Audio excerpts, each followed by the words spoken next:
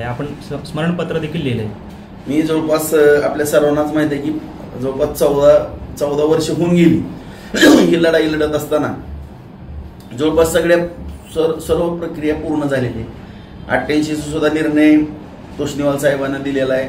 त्याच्यानंतर हे प्रकरण मंत्रालय स्तरावरती गेलं स्टे मागण्याकरता, त्या ठिकाणी सुद्धा मंत्री महोदयांनी आणखी निर्णय दिलेला नाही, त्याची सुनावणीच घेतलेली नाही। म्हणून माननीय उच्च न्यायालयाने सुद्धा निर्देश दिले की तातडीने हा निर्णय द्यावा।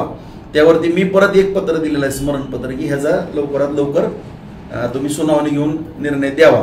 आणि मला खात्री आहे की आता माझी त्या दिवशी भेट झाली ना, आणखीनही मी मंगळवारी मुंबईला जाणार आहे, त्या दिवशी त्यांना भेटल आणि आणखीनही विनंती करणार आहे की लवकरात लवकर त्याच्या बाबतीत, कारण हा सगळा शेतकऱ्यांचा पैसा आहे।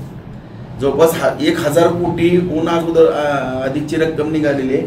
ही जर वसूल झाली तर बँक आणखीन मजबूत होणार आहे। आणि या ठिकाणी जवळपास जी साखर चोरीची प्रकरण आहेत 3 ठिकाणी किंवा आणखीन काही जणांनी काही अपार झालेले आहेत, 100 कोटीहून अधिकच्या फौजदारी स्वरूपाचे गुन्हे दाखल झाले आहेत। आता यापूर्वी मी ईडीला पत्र दिलेली होती, याची जे काही आर्थिक घोटाळे झालेले आहेत ह्याची चौकशी ईडीकडनं व्हावी अशा पद्धतीची पत्र मी दिलेली होती, परंतु ते गुन्हे त्या ठिकाणी नसल्यामुळे त्याची अडचण। आता जवळपास 100 कोटीहून अधिक फौजदारी गुन्हे साखरचा अपहार झाला म्हणून झाले, त्या अनुषंगाने मी गेल्या आठवड्यामध्येच ईडीला पत्रव्यवहार केलेला आहे, सगळे पुरावे निश्चित दिलेला आहे, सगळे पंच, त्याची चौकशी व्हावी म्हणून।